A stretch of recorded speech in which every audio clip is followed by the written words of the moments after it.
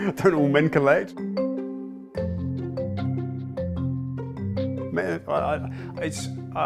Why do I collect?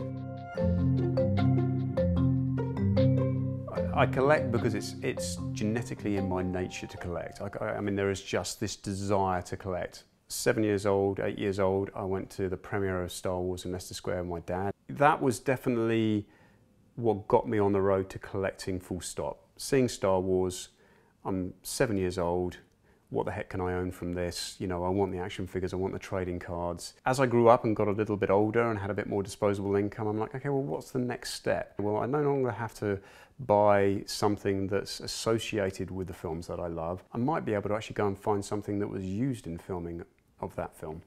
And that's really exciting. It was back to the toy fairs, to the toy shows. Somebody came along with a Star Wars Rebel blaster, and he had been part of a photo shoot for one of the poster mags, and they'd sent down blasters to go with the suits, and somebody said, oh no, hang on a second, those are Rebel blasters, they're not Stormtrooper guns. We've got to get them chopped out. I was fascinated by this process within the film and television industry where these things were just very much a byproduct, this throwaway sort of piece of equipment, if you like, just there for the shoot. Here we have a Stormtrooper blaster from A New Hope. And this is a full metal gun which was actually an original live fire Sterling machine gun. It's had the back end, the receiver cut out of the weapon, and had all of the gubbins taken out of the inside of it, and then cast aluminium replacements. So these guys are all running around with this version of dummy gun.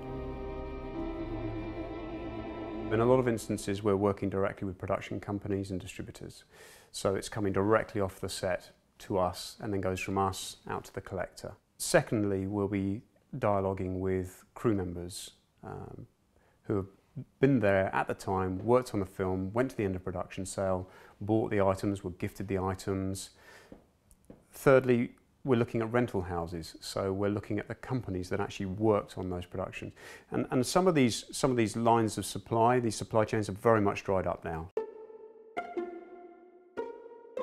When we work with crew members, we not only talk to them about what artefacts they managed to keep hold of at the end of production, what mementos they might have, but we're also talking to them about their behind-the-scenes photos that they took. When they were allowed to do it, during that sort of era where it isn't like it is perhaps today, where security is paramount, digital photography is banned because it can just go viral so quickly. This was people who were taking photographs out of interest of what they were working on and what they were doing to share with their family or keep for their own reference.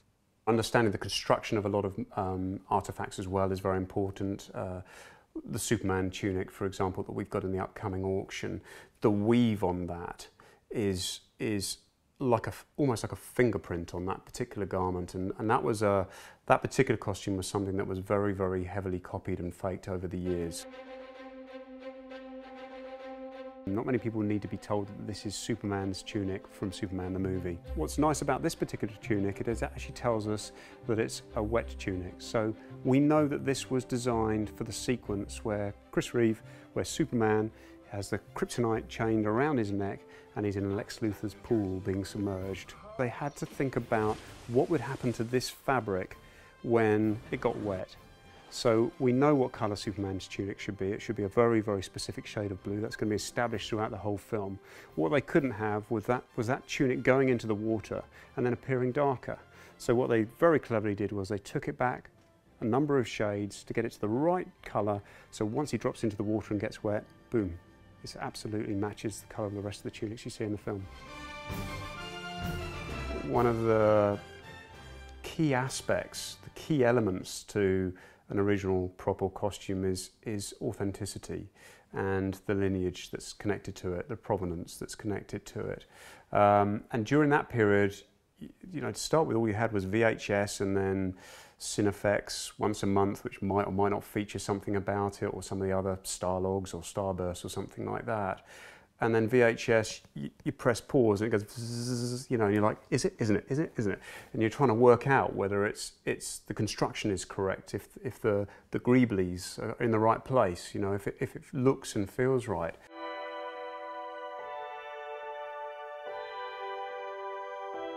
So artefacts from Ridley Scott's Blade Runner are incredibly hard to find. Blade Runner was one of those films that at its time really was commercially deemed a failure. There was never going to be a sequel, there was no need to hold on to anything at that point in time. So for something like this to survive is really phenomenal.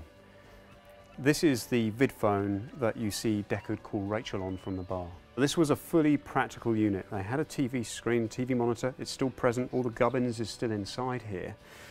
That was running and streaming footage, and they actually had Sean Young off camera, so while he was talking they could actually dialogue and interact with one another. It's not really one of those things that you'd even expect somebody to keep hold of, you know, keep the gun, keep a small hand prop, keep the vid phone. The most excited I become is when I'll find a new Star Wars artefact, and recently I managed to acquire an AT-AT pilot helmet from Empire Strikes Back, one of only two made for the film. They changed the decals around for the front shot and then the reverse shot, so there are only two that were made. We know where the other one is. Never thought this one would turn up, and I acquired that from Inverness in Scotland from a guy I'd ended up with. I flew to Scotland and I bought a seat on the plane to get it back with me because I wouldn't put it in the hold, you know, these odd looks with this plastic container on the seat that I had next to me on the plane. And that was a thrilling experience. You know, that was a truly thrilling research experience. So this is Malcolm McDowell's long suede leather trench coat from A Clockwork Orange. Again, another item that is just incredible that it survived.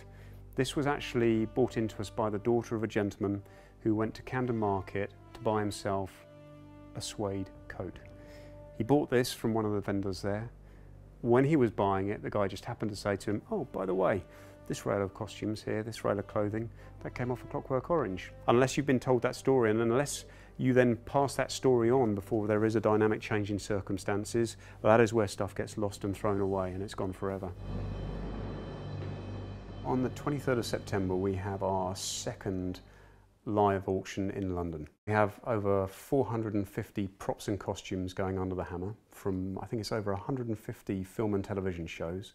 It's on September the 23rd at the BFI IMAX together with Odeon. You can just log on to our website at propstore.com/live auction. You can also watch a live stream, you can hear the audio, you can bid from the comfort of your armchair with a cold beer in your hand as well. It's really exciting. We've got a 2-week free to enter preview exhibition as well, which is opening on the 9th of September. That runs through to the 23rd of September. We'll have over 250 artefacts on display and people should come along. You're going to be able to get up close and personal with some phenomenal items, from a Cyberman from Doctor Who through to artwork that was created for Star Trek, or even Leonard Nimoy's costume from Star Trek will be there as well. There's just a whole host of items, and our specialists will be on hand as well to chat with people if you just want to come and look and enjoy a day out. You know, it's great to be here today to see all of these amazing items, and at first there are things you might not recognise, but then all of a sudden you'll read the label and realise this is an iconic piece from a film that you love.